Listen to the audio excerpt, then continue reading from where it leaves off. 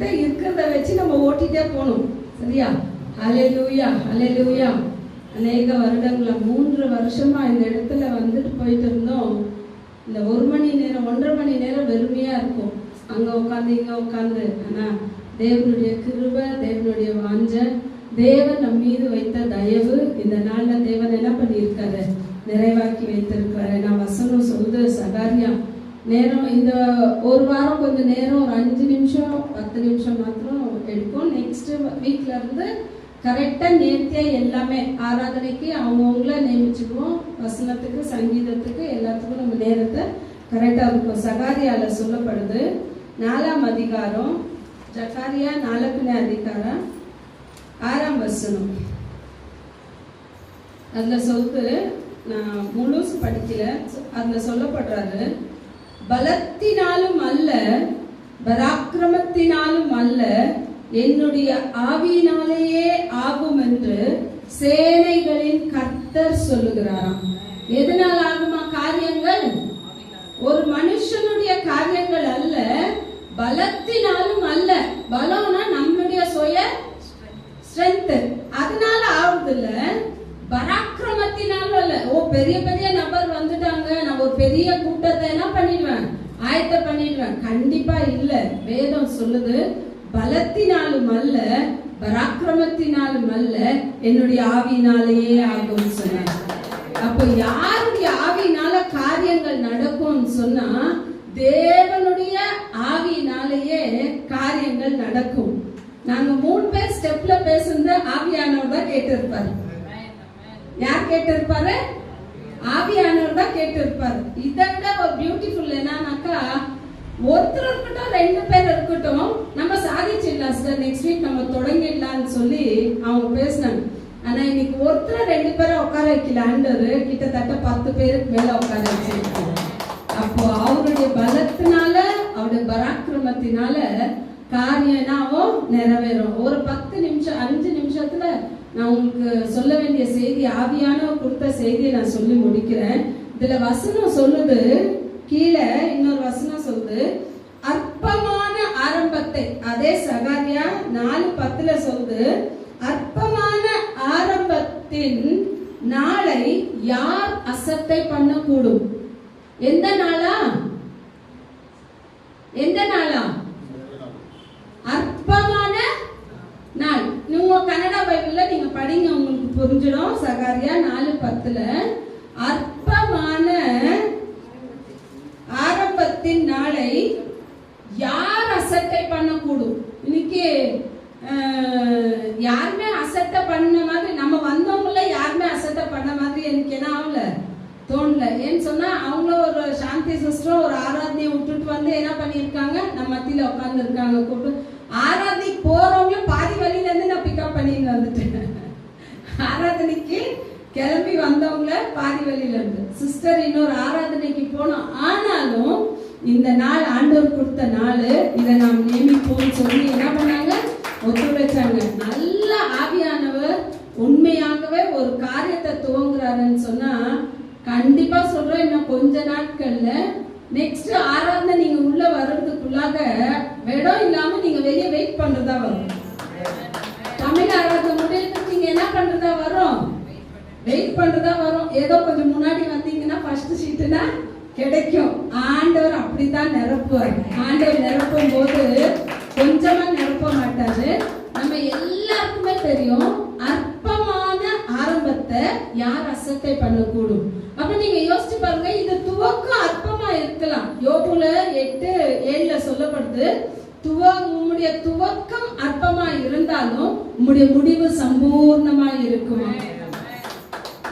ಪ್ರಾರಂಭ ಅಲ್ಪವಾಗಿದ್ರು ಅದು ಮುಕ್ತಾಯ ತುಂಬಾ ಅಭಿಷೇಕದಿಂದ ಆರಂಭ ಅಲ್ಪமா இருந்தாலும் தேவன் அதை நிறைவாக்க வல்லமை உள்ள தேவனா இருக்கிறார். அதுல பழைய உடன்படிக்கையில ஒரு அழகான வசனம் சொல்லப்படுது. ரூத் என்பவள் நம்ம எல்லாருக்குமே தெரியும், கரெக்டா? ரூத் தெரியுமா தெரியாதா? தெரியும். ரூத் என்ன பண்றாங்க, தன் மாமியாரோடு கூட வராங்க. தற்செயலா போவாசுடைய நிலத்துக்கு போறாங்க. போவாசுடைய நிலத்துல போய் அவங்க முதல் செய்த காரியம் எது? பாத்தீங்களா, வெங்கப்பாங்கள் தமிழ புரிஞ்சிச்சு. நெல்லு ஆர்ஸ் கொண்டாங்கன்னு சொல்லிட்டு. ஹல்லேலூயா. ஃபர்ஸ்ட் வேலை ரூத் செஞ்சது என்னன்னு சொன்னாக்கா, நெல்ல பொறுக்க ஆரம்பிக்கிறாங்க கீழே. அது அற்பம். பாக்குறவங்களுடைய கண்கள் எல்லாம் அது அற்பமா தெரிஞ்சிச்சு. எல்லாரும் கேலி பண்ண ஆரம்பிச்சிருக்குவாங்க. ஆனா ரூத் வந்துட்டு அதை பத்தி கேர் பண்ணல. அவ ஒண்ணு செஞ்சா, நான் இந்த நிலத்துல வந்திருக்கேன், இந்த நிலத்துல மட்டும் பொறுக்குவேன்னு சொல்லி பொறுக்கிட்டு இருக்கா. சரியா? ஃபர்ஸ்ட் நாள் பொறுக்குறா. ரெண்டாவது வாட்டி எஜமானன் சொல்றாரு, யார் அதுன்னு. நகோமியுடைய மருமகன். அவளுடைய காரியத்தெல்லாம் நான் கேட்டிருக்கேன். அவள் தன் மாமியாரோடு கூட சேர்ந்து தன் ஜனத்தையும் தன் தேசத்தையும் விட்டு நம்முடைய தேசத்துக்கும் நம்முடைய தேவனிடத்திற்கும் வந்திருக்கா. அவளை யாருமே என்ன பண்ணக்கூடாது, திட்டக்கூடாது. அவளுக்கு தேவையான அவ பொறுக்கிறதுக்கு நெல்ல நீங்க என்ன பண்ணிடணும், போட்டுடணும். கீழே என்ன பண்ணிடணும், போட்டுடணும். அப்போ அவ பொறுக்கும் போது, அவ கொஞ்சம் பொறுக்கிட்டு இருக்கும் போது இவளுக்கு வேணும்னு சொல்லிட்டு சில விதைங்க என்ன பண்ணப்படுது, போடப்படுது. அப்போ அவளுக்கு அதிகமாகுது. ரெண்டாவது ஒரு ஆப்ஷன் தரார் போவாஸ், நீ நாளில இருந்து சாப்பிடுறதுக்கு வேற எங்கேயுமே போவாத, என் நாட்கள் எல்லாம் உட்கார்ந்து சாப்பிடும் போது அவங்க கூட சேர்ந்து நீயும் சாப்பிடுன்றாரு. அதுக்கப்புறம் ஒரு ஆப்ஷன் தராரு, நீ வேற எங்கேயும் போய் தண்ணி குடிக்காத, இவங்க எல்லாம் எங்க தண்ணி கொண்டு குடிக்கிறாங்களோ அங்கே நீ என்ன பண்ண, தண்ணி கொண்டு குடி. சரி, எல்லாம் முடிஞ்சிச்சு. இப்ப போவாசின் அந்த நிலத்துல அவ தினந்தோறும் பொறுக்க ஆரம்பிக்கிறா. சாயங்காலம் கதிர் கட்டெல்லாம் நெல்லெல்லாம் சவதரிச்சு அவ எடுத்துக்கொண்டு எங்க வரா, மாமி கிட்ட வரா. அப்ப ஒரு ஒரு ஆசீர்வாதமும் அவ வாழ்க்கையில அற்பமா இருந்துச்சு. ஆனா அற்பமான அந்த ஆரம்பத்தை தேவன் அதிசயமாய் மாற்றினாராம். அங்க பாக்குறோம், முதல் தடவை பொறுக்குனா அவளுக்கு தெரியாது, நான் பொறுக்கிற இந்த நிலம் என் எஜமானன் எனக்கு சொந்தமாகவே கொடுத்துருவாருன்னு சொல்லிட்டு அவ பொறுக்கத்தான் ஆரம்பிக்கிறா. எஜமானனுடைய தீர்மானம் இருந்துச்சு, எந்த இஸ்ரவேலின் தேவனை நீ நம்பி வந்தியோ அதே இஸ்ரவேலின் தேவனால உனக்கு நிறைவான மகிழ்ச்சி உண்டாகட்டும் சொன்னார். அத பார்க்கிறோம், நாம இந்த நாளில ஒரு மணி நேரம் இருந்தாலும் இந்த துவக்கத்திற்கும் நான் வந்து உட்கார்றேன்னு சொல்லி உட்கார்ந்து இருக்கிறவங்க எல்லாருடைய வாழ்க்கையிலும் தேவன் நிறைவான ஆசீர்வாதத்தை கிடைக்க வல்லவரா இருக்கார். வந்தவர்களை வெறுமையா அனுப்ப மாட்டார். இன்னொரு காரியம், இன்னொரு பியூட்டி என்ன தெரியுங்களா, ஃபர்ஸ்ட் அவளே பொறுக்கி அவளே மூட்டை கட்டி அவ கொண்டு போடும். கரெக்டா? நெக்ஸ்ட் பார்க்கும்போது போவாசினுடைய பாதத்துல வந்து படுத்திருக்கா. இருட்டு நேரம், யாருடைய கண்களும் அவ மேல விழல. யாருடைய கண்கள் விழுந்துச்சுன்னு சொன்னா அந்த நிலத்தினுடைய எஜமானாகிய போவாசினுடைய கண்கள் விழுந்துச்சு.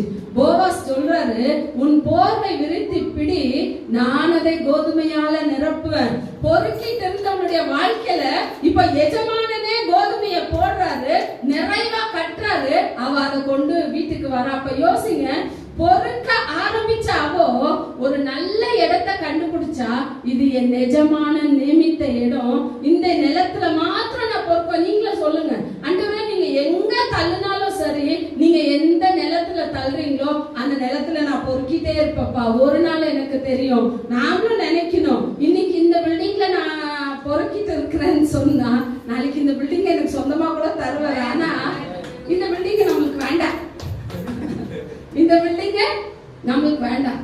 நான் பொறுக்கும்படி விஸ்தாரமான இடத்தை கொடுக்க தேவன் வல்லவரா இருக்கிறார்.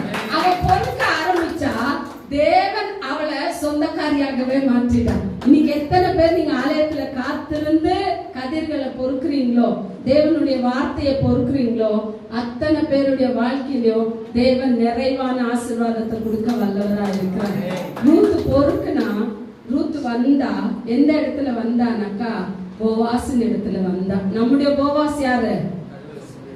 ஆண்டவராகிய இயேசு கிறிஸ்து. பாக்குவாரு ஃபர்ஸ்ட், ஐயோ நிறைய பேர் வர்றது இல்ல, நான் ஏன் போனோம் அந்த ஆராதனைக்கு? இல்ல, ஒன்னொன்னு கதையில இருக்கும் போது நீங்க பொறுக்க ஆரம்பிச்சீங்கன்னா, நீங்க பொறுக்கும்படியே சில கதைகளை கொண்டு வந்து ஆண்டவரை போட்டுருவாரு. போடுவாரா போட மாட்டாரா?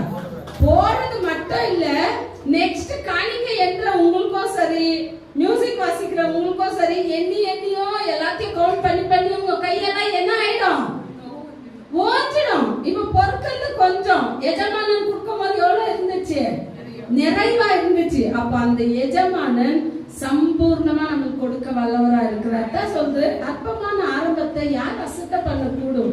ஆண்டவர் ஒரு ரூத்தை கொண்டு, ஒரு போவாசின் இடத்துல கொண்டு அந்த நிலத்துக்கே அவனை சொந்தக்காரி ஆக்குனாருன்னு சொன்னா, நாம சொன்னோம், ஆண்டவர் பூமியும் அது நிறைவும் உம்முடையது, உம்முடைய நீர் கொடுத்த இந்த பூமியில நான் உமக்கென்று ஒரு ராஜ்யத்தை கட்டணும், உமக்கென்று ஒரு விஸ்தாரமான இடத்தை நாங்க வாங்கணும், நீர் வாங்கும்படி எங்களுக்கு கிருபை செய்யுங்க, உங்க ஆலயத்துல நாங்க உட்காரணும் நம்ம சொல்லும் போது தேவன் கண்டிப்பா நம்மள ஆசீர்வதி